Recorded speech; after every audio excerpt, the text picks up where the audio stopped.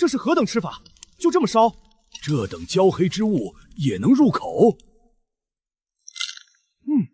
这祥瑞烤出来竟然如此美味，好东西！此物顶恶，果然是天赐神粮。寡人想起来了，当初那日林小子你在皇宫小厨房做过，我记得当时魏征也在。出锅！来，老程、李将军，尝尝这土豆是不是比肉还好吃？对味了，就是这个味道，好吃。下锅！这等清脆、酸辣扑鼻的口感，真是相当好吃啊！丁，恭喜宿主成功制作90分神级酸辣土豆丝。林秋蝈蝈，这也是土豆做的吗？哇，太好吃了！林秋蝈蝈，子子以后每天都想吃这个沾了红糖的长条条。不行，最多一点点，太多油腻不好。传朕旨意，此神物土豆不仅是天降我大唐的无上祥瑞，更是我大唐第一等的美味佳肴。即日起，设西山为大唐2种培育司，待完全开春后，将此物作为大唐第一军粮和赈灾主食，向全国大力的推广。待明年应对高昌国与突厥时，绝对能派上大用场。程前，你能放下储君的身段，与民同劳，在这寒冷天气中种出这等活命神物，这才是朕的太子，这才是大唐储君该有的担当与胸怀。儿臣叩谢父皇隆恩，儿臣定当为大唐、为父皇肝脑涂地。林秋，你不仅献上祥瑞种子，更让西山百业巨星、盐、煤、纸铁，乃至这神农祥瑞，桩桩件件皆是足以流芳百世的不世之功。说吧，你有没有什么想要封赏？高官厚禄、金银珠宝，朕当然不会吝啬。陛下，微臣是个懒散性子，当官上朝太累，县男的职位已经足够，金银珠宝嘛，微臣自己会赚，微臣不要封赏，微臣只求陛下赐予西山学宫一项特权。哦，什么特权？微臣想在西山办一场大唐从未有过的入学考试，所以微臣恳请陛下恩准，只要能通过微臣和几位先生出的试卷，无论是乞丐、屠夫还是铁匠、游医，皆可入我西山学宫求学，且学宫一应教务、考核处役皆由学宫自主决定，不受朝廷礼部和国子监的任何干涉。好一个不问出处，准了。西山学宫如何选人，全由你这大气酒说了算。朕甚至许诺，凡西山学宫结业之优异者，无需经过吏部考核，朝廷直接破格录用。朕倒要看看你这西山学宫能给大唐培养出什么样的怪物来。丁，检测到历史人物侯君祥对宿主制作美食给出极度好评，恭喜宿主获得野外狩猎精通。丁，检测到历史人物李道宗对宿主制作美食给出极度好评，恭喜宿主获得复合宫图纸。丁，恭喜宿主获得神级食谱神级鲫鱼豆腐汤。丁，宿主触发10连保底暴击，恭喜获得金色神级图纸大型载人热气球制造工艺。林县男，你可算来了！你看看老夫出的这道《论语》解答题，定能完美的筛选出那些真正有底蕴的学子。孔大人，您糊涂啊！若是按您这套卷子考，咱们招进来的还是那帮只会吟诗作对、纸上谈兵的世家贮柴。我要的是能下地干活、能进攻方打铁、能上战场算粮草的实才，不是只会抱着圣贤书酸腐的木头疙瘩。当然，儒家是经典学科，所有入学后的学生都要勤加学习，譬如将《三字经》等并入儒家必学科目。那依林县男之见，这题该如何出？昨日我已取得陛下的全权认同的口谕，咱们要准备分科考试，综合大考，不只考儒家书籍，咱们要考的是务实，能立刻利国利民的真本事。好，老夫这就去重新出卷，非得把那些自诩聪慧的世家子弟考得哭爹喊娘不可。一群泥腿子也妄图跟咱们同台竞技，这是什么荒谬的题目？不考精益破题，竟然考如何往破池子里放水。1两铁与1两木棉，何者先着地？这等市井，建议的算账之法和工匠之学，有辱斯文，有辱斯文啊！痛快，太痛快了！这帮只会死读书的酸儒，今日算是彻底在这实学面前现了原形。这字字珠玑，如刀斧加身，拨云见日。此人有宰访之才呀！此等深邃通透的治国之论，竟出自一寒门落魄学子之手。快看名字，此人叫什么？不仅如此，孔大人，你看此人的算学逻辑严密，那道刁钻的水池注水题，他竟然用一种奇妙代数之法，完美的解出来了，全对。马周，他叫马周，清河阴平人。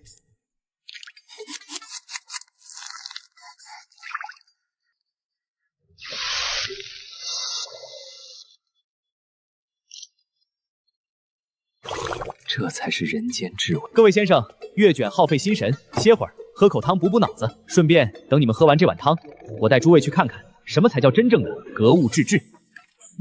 好汤，太好喝了！老朽这辈子从未喝过如此鲜美提神的鱼汤。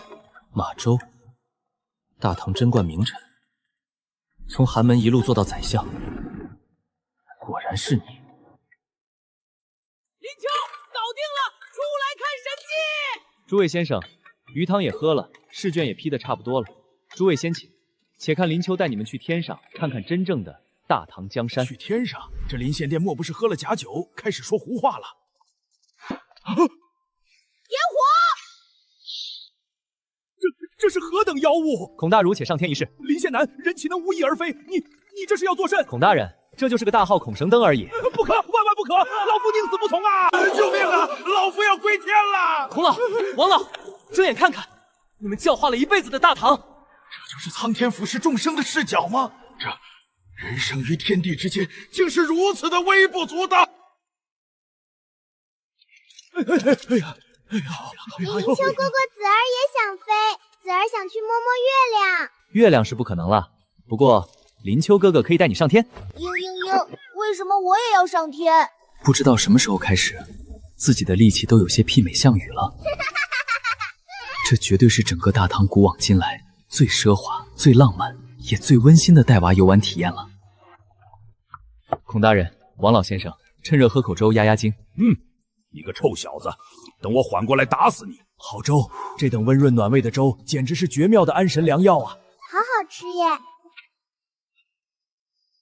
陛下，念。臣李忠叩禀，西山林献南与魏王李泰造出一物，名曰热气球。此物以猛火油为动力，竟能载入王抢无翼而飞。据说是大号孔星灯，臣亲眼所见，其升入云霄，俯瞰山河，宛如神迹。记一下，这是悬在我大唐头顶的灭顶之灾啊！陛下思想。若这热气球上载着的是林秋弄出来的那个震天雷，若是他趁夜升空，直接借太极宫的上空，将那震天雷犹如雨点般抛射而下，我大唐的百万雄师，这坚不可摧的长安城防，如同纸糊的一般。林秋这小子手里握着的底牌，实在让人睡不着觉。先是亩产数千斤的祥瑞，然后是能斩断百乱刀的金刚，接着是战能炸平庄园的火药。既然任天都能上，西山800里加急。启禀陛下，今夜四子殿下觉得无聊，微臣便与魏王殿下顺手弄了个大孔明灯，带他上天看看月亮，顺便拉着孔老夫子等人去天上体会一下格物致知的浪漫。此物名为热气球，看着唬人，实则是个鸡肋的废物玩具。它怕风，风一吹就不知飘哪儿去了，根本无法控制方向。若是遇到弓箭射击或者猛火油烧完，立刻就会从天上凄惨的掉下来。里面的人会被摔成肉泥，这东西也就哄哄孩子开心罢了。若用于军阵，简直就是给敌军弓箭手送火把子。关于其制造秘方，微臣也有将其附在信件最后。你也看看。陛下，林献南忠心可见。陛下，林献南能将此物秘方主动上交，足见其毫无私心。都退下吧，朕想一个人静静。林秋啊林秋，你到底还有多少惊喜是朕不知道的？又到底想让朕愧疚多少次？传朕旨意，大唐户部与皇家内土联合出资，即日起以首许要价，无限量收购突厥、土贵河等游牧民族手中的羊毛。陛下疯了，拿珍贵的真金白银去换突厥人用来擦屁股的腥臊废物，咱们自己大唐的铜钱都不够用呢。大唐的羊毛绝顾计在悄然间正式启动。师傅，二娘这便带队北上护市了。其实我是不太希望你去趟这趟浑水的，但你非要请缨，想来是不愿意被狄仁杰那小家伙压上一头。那小屁孩算得了什么？二娘保证，只用咱们西山的这些奢侈品，二娘就能把突厥人手里的羊毛全给干净的榨膏换回来。此去边关，路途遥远且凶险，那些世家难保他们不会在路上狗急碰伤。这是我昨天就让人加急赶制的防身神器，可连发3件。记住，遇到不长眼的，直接扣动扳机。师傅放心，二娘不会让您失望的。老张，你带着西山左卫的精锐，暗中贴身保护二娘。收到，家主。出发！开饭！这是给我们吃的。别愣着了，今天开学，管够吃，都别往楼里挤了。西山学宫的第一课不在书本上，也不在教学楼里，所有师生今天都要统统下地。今日第一课学习主题就是春耕。这有辱斯文啊！我等读书人的手是用来握笔的，岂能去握那粗鄙的锄头？斯文，百姓连饭都吃不饱，你拿什么斯文去填他们的肚子？在西山，不会种地、不懂农桑的人，不配谈治国平天下。苏教头在。大哥，你说林秋这是在折腾什么？咱们不是有青雀造的曲园梨吗？为何还要让人力来翻这等硬土？老三，你不懂，林秋这是在熬他们的性子，杀他们的傲气。这群人里有心高气傲的书生，有恃才傲孤的奇人。如果不让他们亲身经历这等最底层的极度劳累，他们永远不会对这片土地、对大唐的百姓产生真正的敬畏。停，都停下！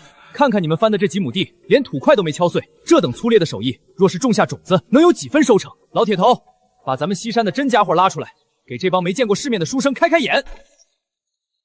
这是何物？梨园竟是弯的！老铁头，请开始演示。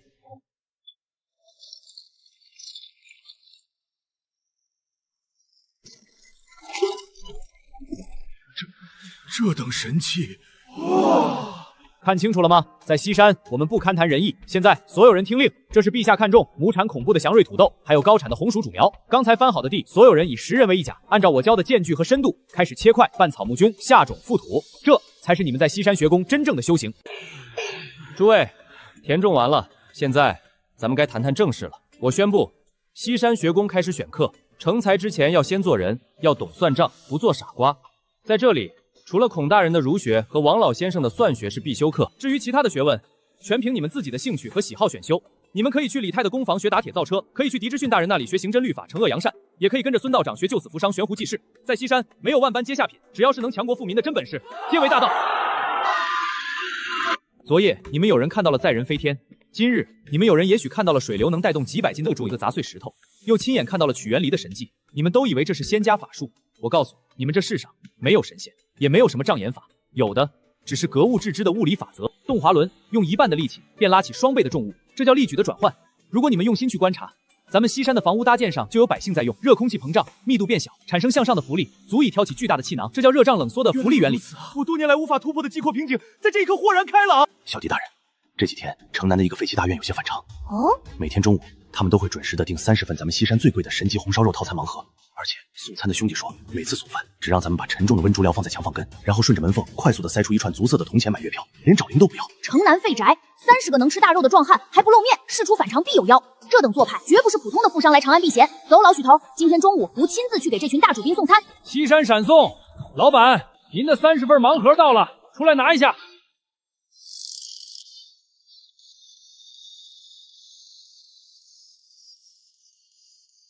滚！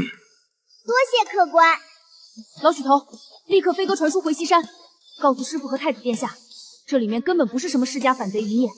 长安城里藏着一窝全副武装的突厥或告高丽碟子，他们在隐秘藏在这里，应该是意图不轨。具体意图不明，问问师傅咱们该怎么做。仁贵，家主有何吩咐？换上黄马甲，你亲自带队去小狄仁杰那一趟。长安城南那座废宅可能要你跟着。林县南有何吩咐？李统领，你们百奇司号大唐第一耳目，这长安城里飞进一只苍蝇，你们都清楚。可是就在你们眼皮子底下，城南的废宅里藏了致使号全副武装的突厥谍，你们对此竟毫无察觉。多谢县南提醒，此等大恩，李某没齿难忘。驾！仁贵，走吧，咱们也跟着去一趟长安。百奇司虽然人多，但那些突厥人既然敢潜伏在长安，必定留有后手，说不定还有其他贼人。怀英那小子经验不够老道，我不放心。仁贵，你带上陌刀和部分西山守卫，咱们一起去给百奇司查6捕月。破门！若欲反抗，格杀勿论。杀！你们顶住，我带着东西先撤。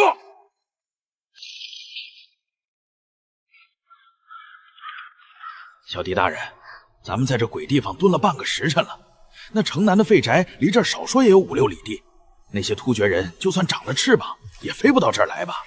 许爷爷，你当人家突厥探子是傻子吗？既然敢在城南那种龙蛇混杂的地方扎根，必定早就摸清了长安的地下水路。我查过京兆府的旧案，那座废宅的正下方就是前朝大业年间修的一条主排水渠的末端。百奇司若是从正面强攻，那贼首只要不傻，必定会带着最机密的情报从水渠逃遁。而这条水渠唯一的城外出口，就在这片乱葬皇的枯井里。准备，肥鱼上钩了。终于逃出来了！大唐的百奇坤不过是一群蠢猪，只要带着这些情报回到草原，我就是突厥最大的功臣。是吗？哎，我当是什么埋伏？原来是个不知死活的小兔崽子！杀了他，别节外生枝！薛教头，救命呀！这是大唐的兵器。西山薛仁贵在此，尔等细作奸细，想犯我大唐者，吾虽远必诛之。林县南，今日若非西山元雄，李某这颗项上人头怕是保不住了。李某对此万分感激。李统领言重了，既然人抓到了，卷宗你也带回去交差吧。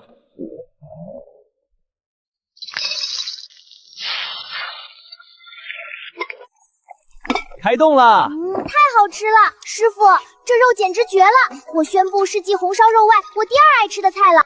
长安这边的外卖摊子已经基本铺开了，等会儿跟我一起回西山吧。西山学院开学，你也要跟着一起去深造一下。现在，可是师傅，我们现在手中还有几个类似可能是高丽或者吐蕃的细作据点。长安城毕竟是天子脚下，咱们西山外的情报弄得差不多得了。而且，最重要的是，咱们西山学宫开学了，我想让你也去学习历练一下。师傅，是不是大师姐走了后，你要给许敬雄大人查账补缺，防止其中饱私囊啥的？懒得弄，所以才让我回去的。瞎说什么大实话！你先前说的那几个奇怪的据点，都报告给李忠，让他去带人忙活去。知道了，师傅，懂你意思。长乐殿下，陛下已经写信过来，允许你们以女学生的身份加入西山学宫了。四子不要上学，四子不想去。上学可有意思了，能跟姐姐们一起，还能学好多好玩的东西。那团子也能去吗？可以旁听。公主殿下，我有一题，有些疑惑，不解。今有物不知其数，33数之胜2，55数之胜3，77数之胜2。23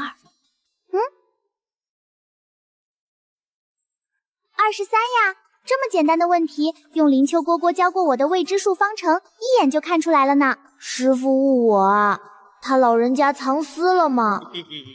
克明俊德，以亲九族，九族祭墓，平章百姓。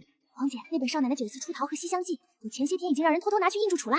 高阳，你疯了！若是让李江先生或者孔墓主知道咱们印那些羞人的话本，非打断咱们的腿不怕什么？本宫已经威逼利了印武场的一个工匠，让他趁着孔老侯晚上睡觉，连夜印了500册精装版。我已经准备通过西山闪透的隐秘渠道，把这些书半卖半送进长安各大世家清流官佣后院。这也太大胆了！爹，女儿不嫁了，那李家的公子木嫩根本不配女儿的这番深情。孽障！你这是看了什么淫邪的毒书？女儿要嫁，就要嫁像书里那个王爷一样，要嫁给那种霸道宣誓主权的盖世英雄。来人，给老夫搜，把那些伤风败俗的破书全给老夫找出来烧！老爷，这纸是西山制造的，坚韧异常，根本撕不碎啊！林秋，怎么又是你？闹什么闹？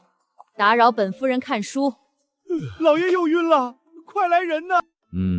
不错，孺子可教。这等浓厚的相学之风，我大唐文道大兴指日可待呀！这岂有此理！高阳殿下，高阳，你上次印的那些书，长安城里的姐妹们可喜欢了，都传疯了。她们还偷偷托人问我什么时候有下卷。听说这玩意儿现在卖的可贵了，一卷快1贯铜钱呢。那是，本宫出马自然是手到擒来。等过几天孔老头放松警惕，本宫再让那公殿下，你们竟然私动国之神器，印刻这等荒谬淫秽之言！老夫今日定要行使太傅之责，打你这个败坏大唐文风的家伙！站住！废话，略，本公主要新来被你打吗？站住！公主当体态端庄得体呀！救命啊！谁快救救本宫呀！站住！李显南，你今日若是敢护着他们，老夫连你一块打！孔大人，误会，都是误会，先别打，您先用点早膳，气大伤身呐。孔大人，这叫生煎包，外焦里嫩，鲜美无比。您尝一口，保证您什么火气都没了。哼，林秋，你休要贿赂老夫，老夫就先吃一口，吃完再教训你们这些不孝之徒。别急，孔大人，这生煎虽然鲜美，但吃多了容易上火。您再尝尝这个，能清热降压的甜，粘盘粘块却不粘牙。孔大人，请。好，这等温润的甜点，当真有平心静气之奇效。孔爷爷，我能吃这个吗？大唐皇帝陛下，去年我吐蕃赞宗松赞干布曾遣使携重金入长安，诚心求娶大唐公主，以结两国秦晋之好，共保边境安宁。可惜当时陛下以公主年幼为由，婉拒了我国好意。如今高阳公主、陈阳公主皆及第，我国赞普对大唐的仰慕之心日月可见。但在此，外臣听闻，昨日大唐百骑司无故抓捕我国在长安正当经商的吐蕃子民。陛下若不给吐蕃一个交代，雪域高原的10万铁骑开春季之前，将顺着松州直下。到了时候，大唐刚立吐谷浑战，又遭雪灾，国库空虚，这刀兵之祸，怕是不好收场了。放肆！区蛮夷，竟敢在天子面前大放厥词，威胁大唐！卢国公息怒，抗衡交战，生灵涂炭。如今大唐刚过冰灾大雪，百废待兴。陛下若能以和亲，辅以一些许工匠农费作为陪嫁，换取边关太平，让大唐得以休养生息，此乃保全社稷之上策。微臣斗胆猜测，这定是某些人在西山拥兵自重，野蛮杀戮，才来这等头天大祸，险些陷入大唐于不义呀！请皇上圣裁。和亲之事，容后议。朕有些恍然了，不若暂且先退朝。林秋哥哥，子儿不要姐姐去那什么吐蕃，听说那里的人都不洗澡，还要吃小孩。和亲？他们竟然要本宫去和亲？我大唐的男儿都死绝了吗？居然要靠我们这些弱女子去换取那些世家贵族口中太平？高阳，你哭个什么？孤和父皇还没死呢。和亲，和亲！我大唐的公主只嫁顶天立地的英雄，那群只知道计较自家利益的世家老狗，想用女人的清白去换他们的荣华富贵，做梦！高阳，别哭了，把我大唐公主的威仪给我参加来。安啦安啦，其实没有那么严重的，他们最多把一些世之女，比如李道宗那群女儿，弄个什么文公主成亲。陆东策下朝后找到陛下进言，他言称若是高阳公主不行，兰陵或者新明公主也可以。他说他们陛下可以等。薛仁贵，你人死哪儿去了？去喊上小狄仁杰，让他今天穿着配备十字弩的守卫跟我们一起走。薛仁贵，刚才这货还很淡定来着，一提到兰陵晋阳，你翻脸比猎狗龇牙还快。那个十字弩给我也来一把，我看到青雀打造时候的厉害了，到什么时候真要忍不住怒火，我准备一剑杀死几个使臣玩玩。左边这个有剧毒，右边这个也有剧毒，还下毒，都跟谁学的这种不良嗜好？还是拿我的吧，我这个我自己配的，比较好解毒一点。青雀那个是孙道长坐下那童子偷配的，把控不好剂量，不好解毒。你们俩都是什么好东西？陛下，吾等既已经制定了年后征战西突厥的计划，如果吐蕃到时候横插一脚，就是大唐祸事。不如找个宗室女，许以文成公主之名和亲，绝对不能和公主和亲，就该打。报！太子李承乾魏王李泰西山县南林丘得知吐蕃使者要求后大怒，正率数十轻骑与突袭弩从西山直奔长安，疑似要找吐蕃大相个说法。王德，把那群臭小子带去陆东赞等使者的休息地。府基不是在招待吗？让那群小子收敛点，别闹出人命就行。诺。诸位且不出声，随我悄悄去看看那群臭小子们是怎么大闹灵德殿。我大唐不和亲，不赔款，不割地。就是，我倒要看看是哪个不长眼的蛮夷敢来我大唐的朝堂上撒野，真当我大唐的刀不锋利锋。就是，谁提的和亲？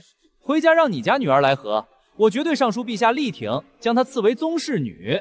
林丘，此乃庄严庙堂，岂容你一个县男大呼小叫，硬闯灵德殿，冲撞外国使臣，意欲为？原来你就是陆东赞，我当是什么三头六翼的人物。哎呀，原来也只是个在雪山上放羊的未开化野。长孙司空，这就是大唐的待客之道吗？我们带着诚意来了，大唐纵容狂徒辱骂使臣，看来大唐是铁了心要与我吐蕃10万勇士在战场上见真章了。你一县男竟然敢辱骂我国使臣！长孙司空，此等狂徒目无朝堂，若不严惩，大唐天威何在？老夫敢动他，屏风后方那护犊子的暴君能当场扒掉老夫的皮。本官只见有人为大唐公主作战一直言，没有见到有什么藐视朝堂。好，很好。既然大唐太子和这位公子这么自信，那外臣在这里有一个我吐蕃大雪山上神明留下的3乡生死局。若大唐有人能解开此局，外臣立刻返回高原，和亲之事绝口不提。但若解不开，那就请大唐乖乖送出公主，再赔上10万贯的嫁妆。不然，开春之后我们战场上见。怎么个玩法？华夏到了，说来听听。这3个箱子，其中1个里面放着象征我国赞普最高的敬意的九眼天珠，而另外2个箱子里放着的是我雪域高原最毒的冰腹蛇。你们大唐可以派任何人，先在这3个箱子中任选一个，选定之后不许打开。然后我作为知道底效的人，会在你们没有选的那2个箱子中打开一个必然装有毒蛇的箱子。此时场上只剩下2个未打开的箱子，另一个是我没打开的。我给你们最后一次机会，只要最后打开的是天珠，大唐就赢了。若是毒蛇，和亲之事便由不得你们了。既然他排除了一个必定是错的箱子，那剩下的2个箱子2选1，换或者不换，猜中的机会不都是1半对1半吗？这有何区别？这根本就是个碰运气的死局。这蛮子是在耍诈吧？既然剩下的机会是1半1半，换不换有何意义？什么？堂堂大唐满朝文武，连这点胆量和智慧都没有吗？这可是神明定下的游戏，选错了可是要死人的。这个在后世被无数人争论过，大名鼎鼎的概率学经典3门问题，竟然被这个吐蕃大象包装成了神明赌局拿出来显摆，这简直是在关公面前耍大刀啊！华英，去给这帮没见过世面的蛮人上一课，告诉他们，在咱们西山学宫，这种题连幼儿园的入学考试都算不上。必须换，不换是傻子。这黄口小儿在胡说八道些什么？剩下2个箱子2选1，分明是各占1半的胜算。这若是选错了，大唐的颜面何存？既然你说的如此笃定，小娃娃，那我们就连赌3局。本相倒要看看你是不是每次都能选中。3局2胜就是5局3胜，小爷我也陪你玩到底。第1局我选左边，小娃娃，换还是不换？换，我选右边。第2局我选右边，换不换？不换，算了，骗你的，换。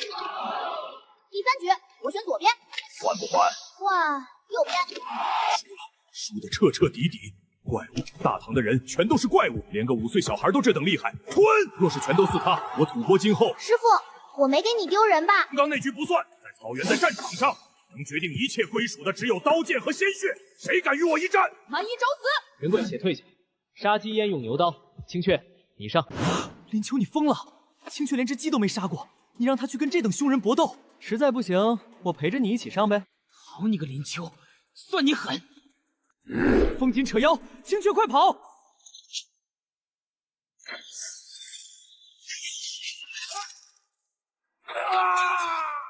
土伯伯子，时代变了，在西山的改变下，大唐已经不是过去的大唐了。你们那些引以为傲的军队和蛮力，连个屁都不是。痛快，太痛快了！时代变了，说得好啊！好一个时代变了！臣等参见陛下。刚才是谁说要送朕的公主去和亲的？给朕站出来！朕的大唐如今粮食封闭，土豆这等神物，盐煤水泥金刚利刃，朕凭什么要向这帮蛮夷低头？回去告诉松赞干伯，和亲痴心妄想，要公主拿他的人头来换。传朕旨意，大唐30万铁骑即刻装备西山与新式连，待整个大唐冰雪消融，春暖花开之时，朕要踏平吐蕃王庭。大唐万岁！陛下万岁！陛下，林献南与2位殿下虽有苦劳，但携利器擅闯金轮宝殿，血染宫卫，更是重兵伤人。朝堂法度何存啊！一群废物！蛮夷在堂上耀武扬威时，你们连个屁都不敢放，现在倒想起来法度了。罚俸半年，降职2级。国有国法，林秋、李承乾、李泰尔等无视朝堂法度，携带兵器擅闯大殿，确实狂妄至极。朕若不罚，何以服众？来人，卸去他们的兵器，将这几个不知天高地厚的混账东西打入大理寺天牢，听候发落。父皇，儿臣冤枉啊！臣遵旨。完了，这下真完了！孤堂堂太子竟然沦落至此。林秋，父皇这是什么情况？咱们明明立功了，怎么就被打入天牢了呢？这下好了，我西山好多事情没有做呢。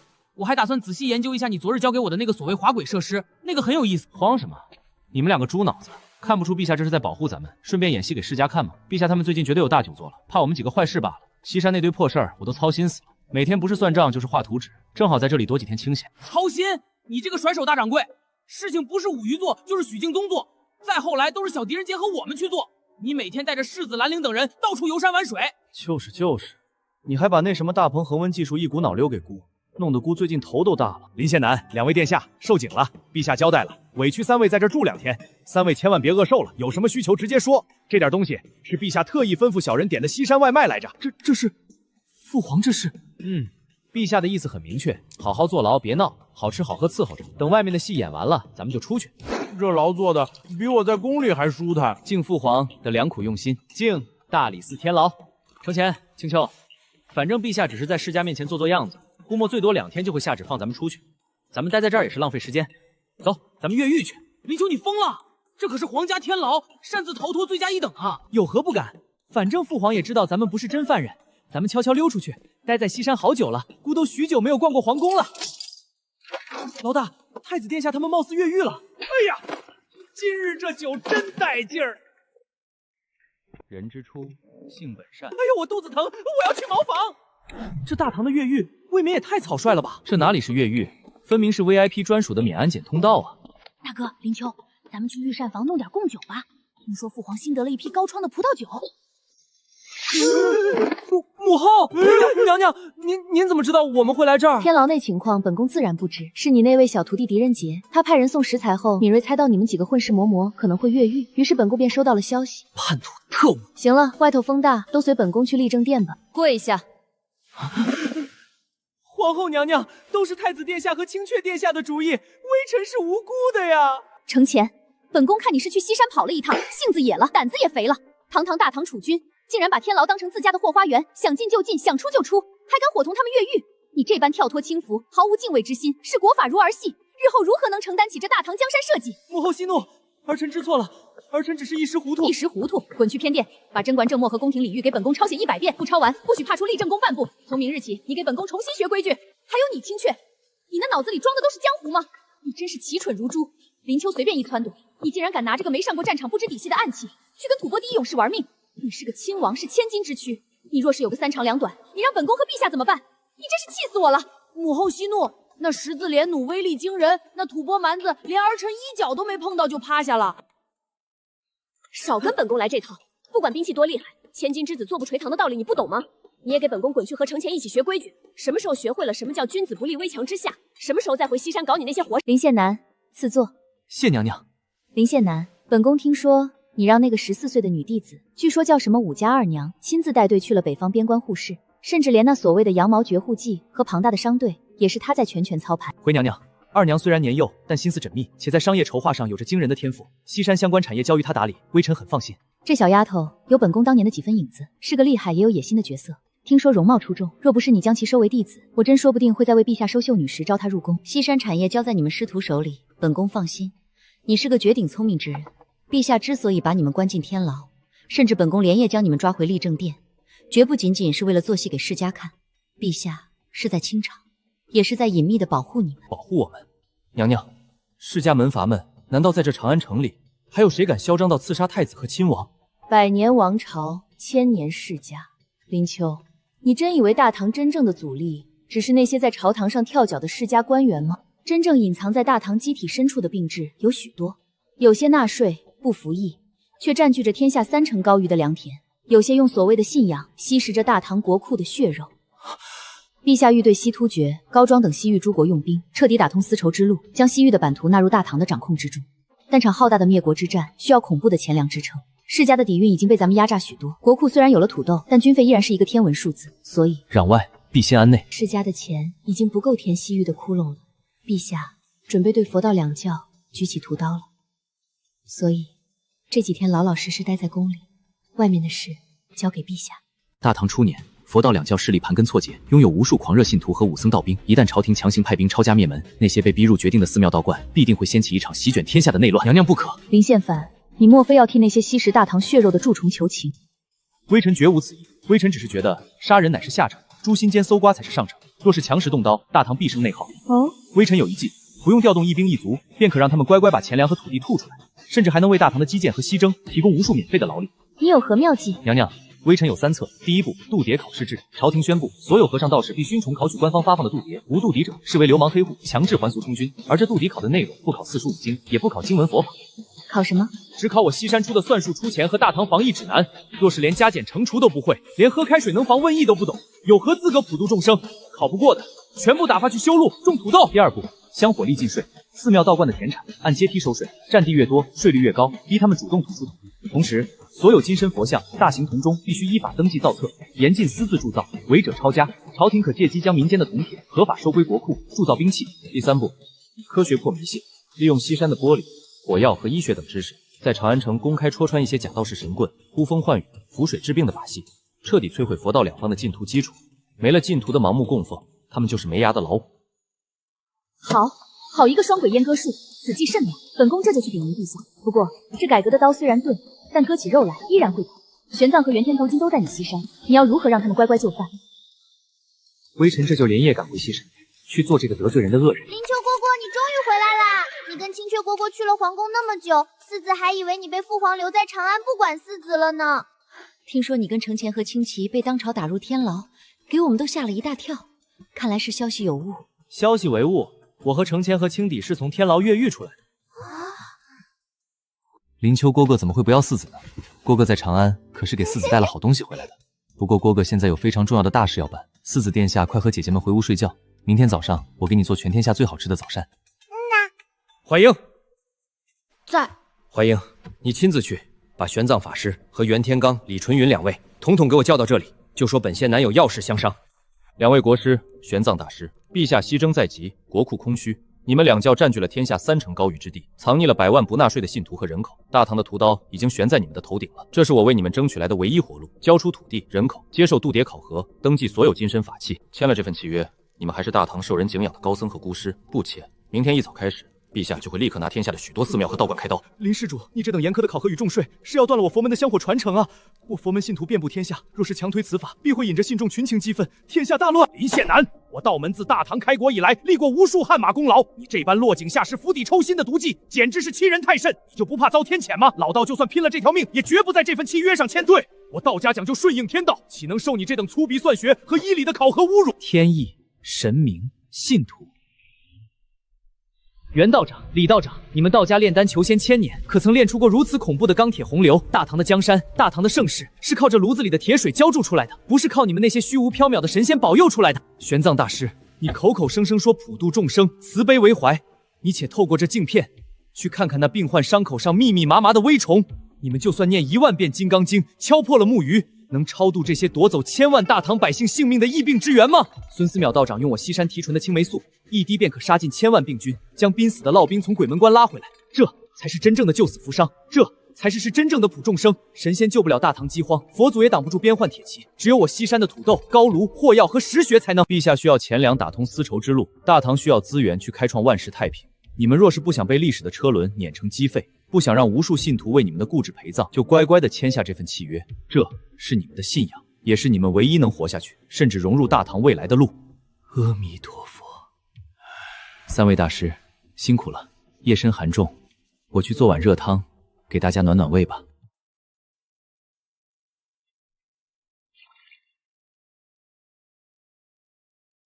丁，恭喜宿主制作出100分神级开水白菜。3位请用吧。这看似清澈见底的汤液里，竟然蕴含着难以想象的恐怖的醇厚与咸，老母鸡的鲜，火腿的浓，干贝的海味，层层叠叠，完美的在口腔中爆发开来。但偏偏它又是那么的清爽解腻，没有一丝一毫的油腻与浑浊。林施主，贫僧悟了，这治国也好，修道也罢，看着繁花似锦，但若是不剥滤去那些虚伪的泥塑金身和梵文数节，最后沉淀下来的，只有这碗真正能滋养大唐百姓的清汤，才是这世间唯一的真理啊！玄奘，你怎么又悟了？青雀，别睡了，母后说这些抄不完，不给睡觉。皇兄，你不说林秋那小子很快就能来陪我们吗？咋都这个点了，他还没来？不会母后就没有惩罚他吧？不可能。皇兄，我感觉林秋那庶子是真自己跑了，丢下了我们，这货是真不讲义气啊！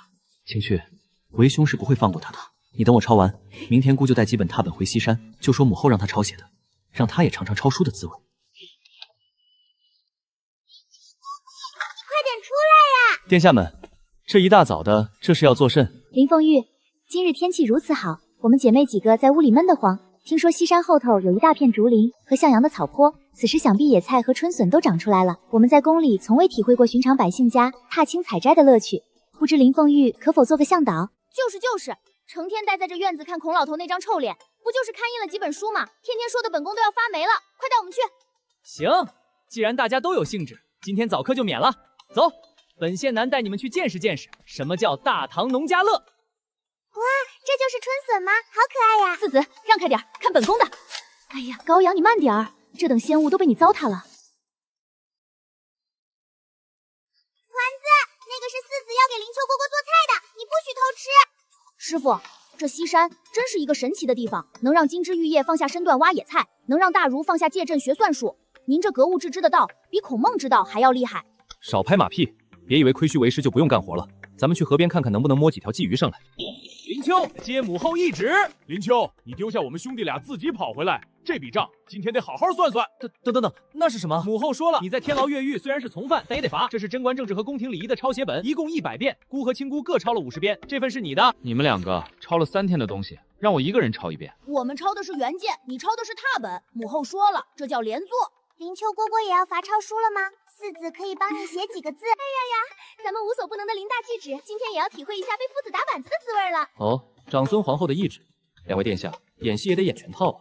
这分明是咱们西山印主父昨天刚出的极品主旨，长孙娘娘若是下旨，用的应该是宫里的诚心堂旨，或是上等硬黄纸吧。其次，这上面的墨汁都还没干扣，甚至青雀的袖口上还蹭着一大块墨迹。最后，也是最致命的一点，你们俩这熬夜过度的虚弱模样，怕是在立正殿被娘娘逼着抄了1宿没抄完，偷跑回西山，想拿这几本空白册子拉我当壮丁替抄吧。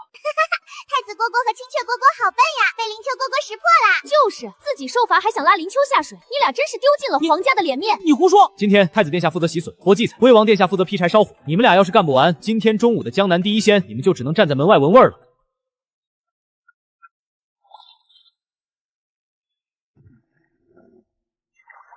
青雀，小火慢慢烧，这道菜的精髓就在这个都字上。火大了汤就浑了，火小了味儿出不来。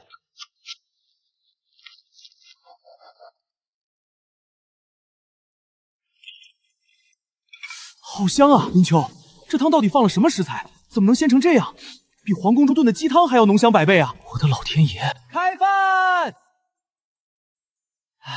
太鲜了，这汤本王这辈子都没喝过这么好喝的汤。咸肉的醇厚脂香与春笋那种清脆甘甜的口感在舌尖完美交融，鲜肉的嫩滑，百叶的豆香，所有的味道层层叠叠，仿佛将整个江南的春天粗暴却又温柔的揉碎了，化作这一口极致的鲜汤。林秋蝈蝈，私自觉得今天自己亲自挖的柿笋，加上蝈蝈的手艺，做出来的美食比往日格外好吃呢。是啊，若是日日都能有这等闲情雅致。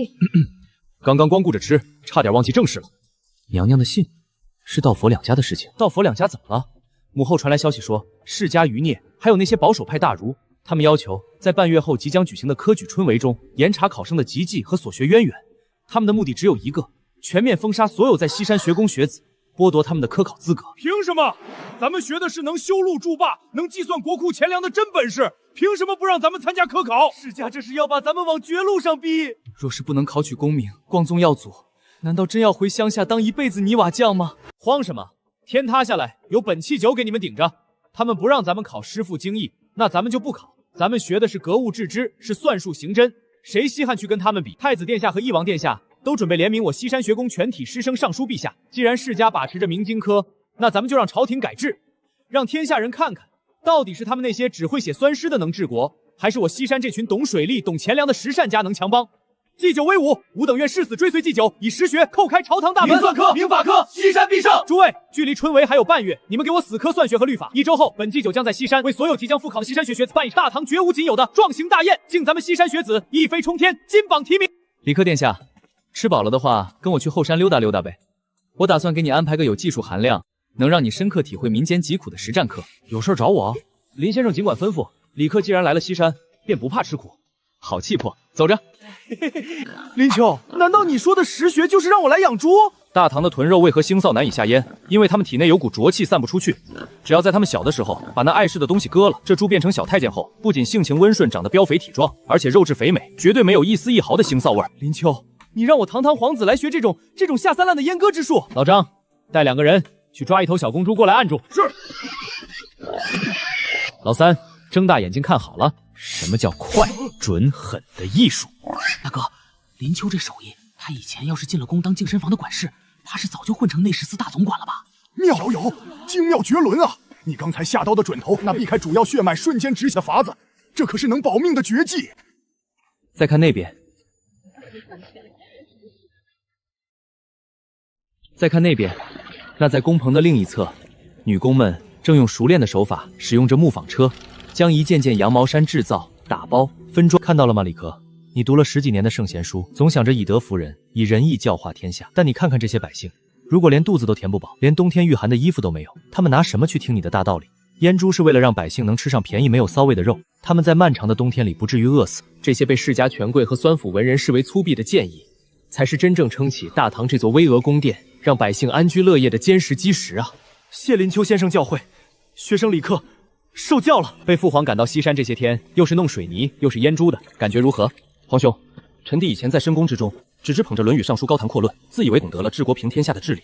殊不知那些冠冕堂皇的文章，若是不能让百姓碗里多一块肉，身上多一件御寒的冬衣，那便全是废纸一堆。这西山的泥水，这工坊的铁锤，才是真正能撑起大唐脊梁的实学。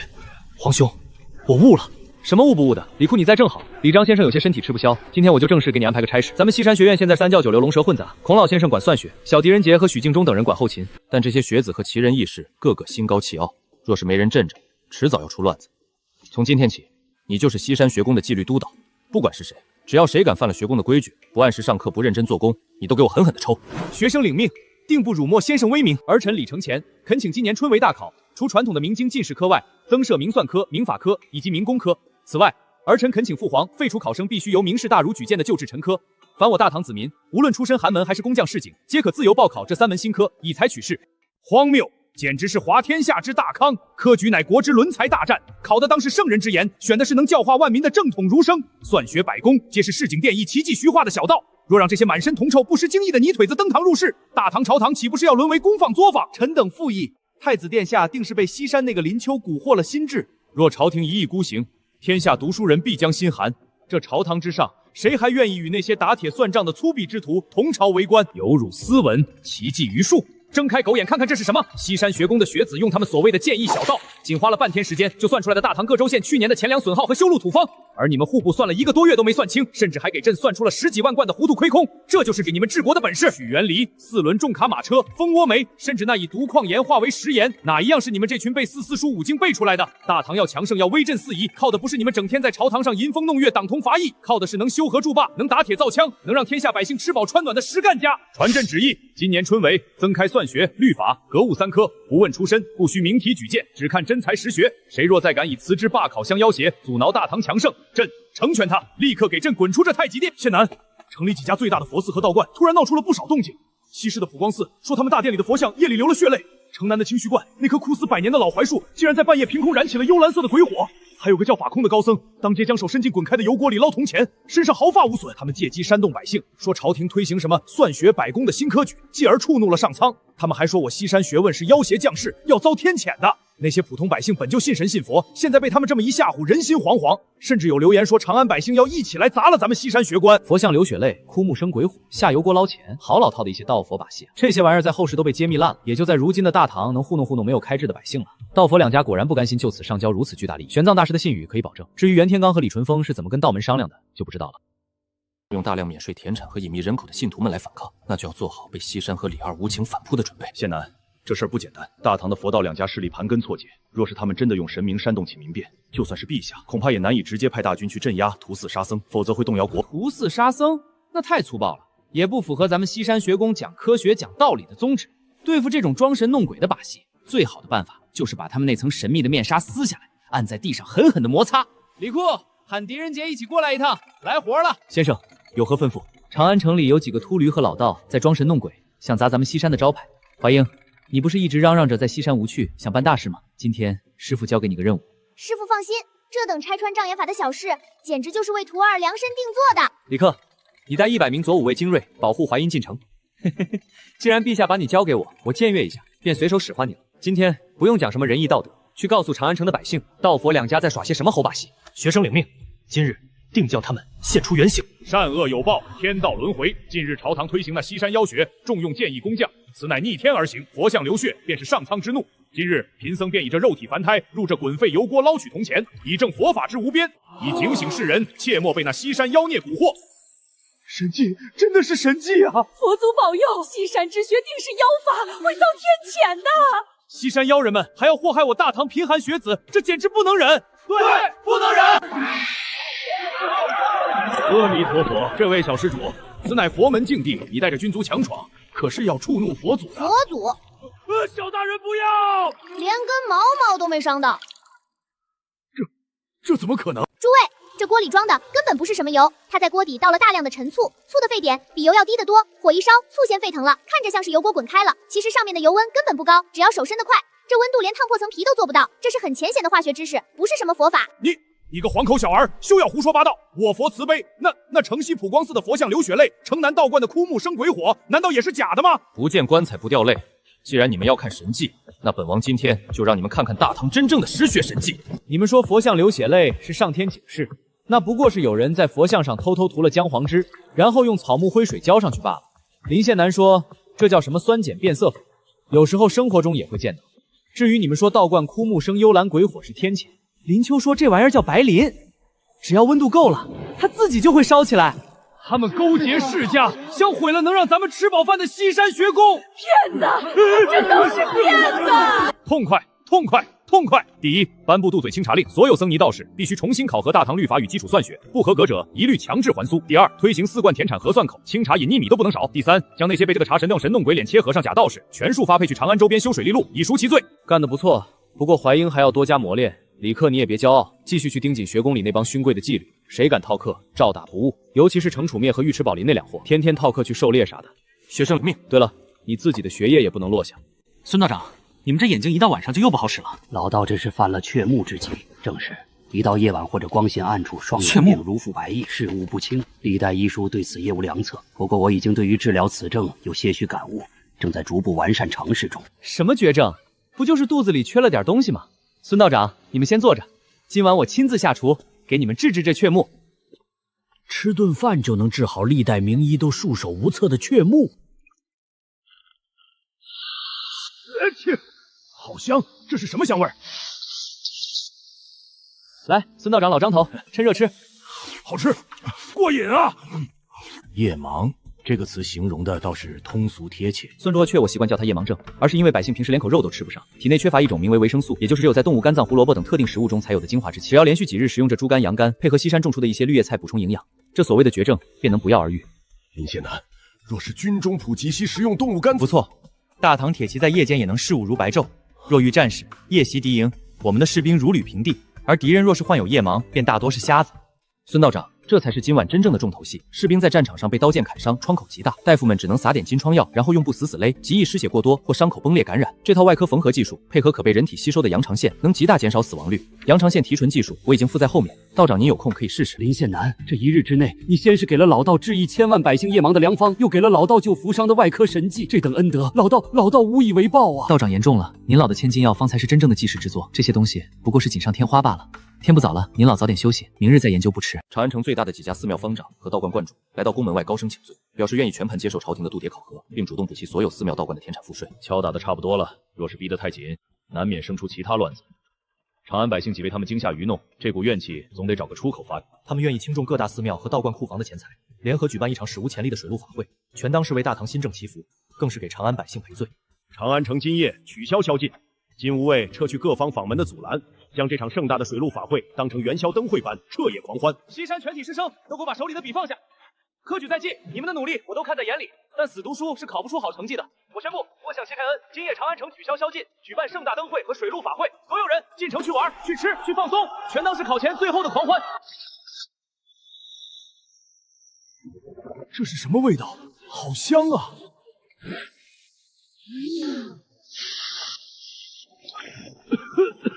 好呛的味道，但这香味怎会如此勾人？这红烧肉是什么肉？竟然味道也如此鲜美，入口即化。这酸菜粉条是啥？也如此好吃，过瘾啊，过瘾！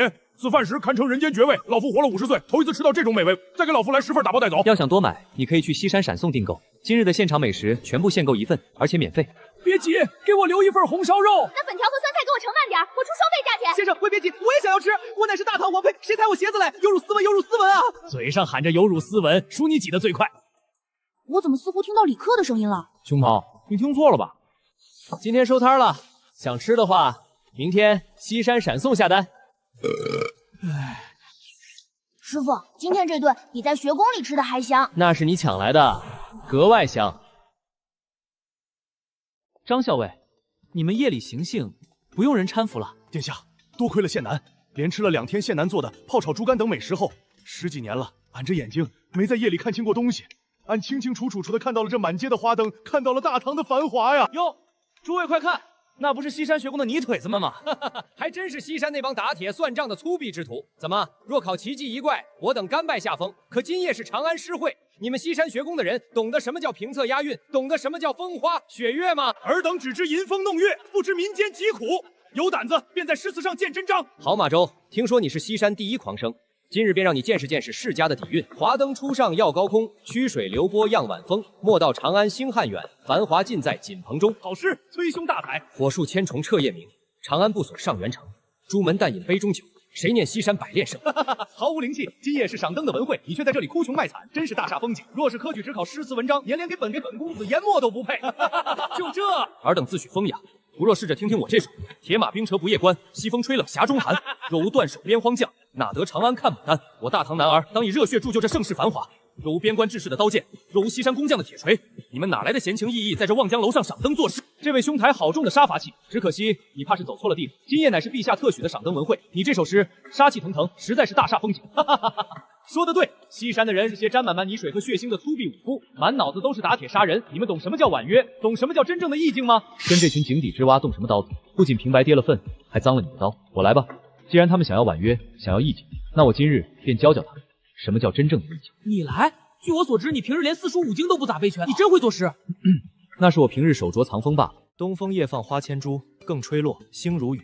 宝马雕车香满路，凤箫声动，玉壶光转，一夜夜鱼龙舞。蛾儿雪柳黄金缕，笑语盈盈暗香去。众里寻他千百度，蓦然回首，那人却在灯火阑珊处。不可能，这世上怎会有如此绝妙之词？东风夜放千树，更吹落。好一个星如雨，好一个星如雨！这小子不仅百工之术，胸中竟还藏着文凭区兴世的锦绣文章。这等空灵悠远的意境，堪称前无古人。这让我想起与陛下当初相识。林秋只凭今夜这一首词，大唐百的文坛便无人能出其后了。我本林肃中西山只讲究不出手则已，一出手便断了天下要文人的活路。今夜过后，那些世家门外引以为傲的风雅底蕴，怕是要沦为全天下的笑柄了。后生可畏呀！团子乖乖，走快些！林秋哥哥说前面有好玩的。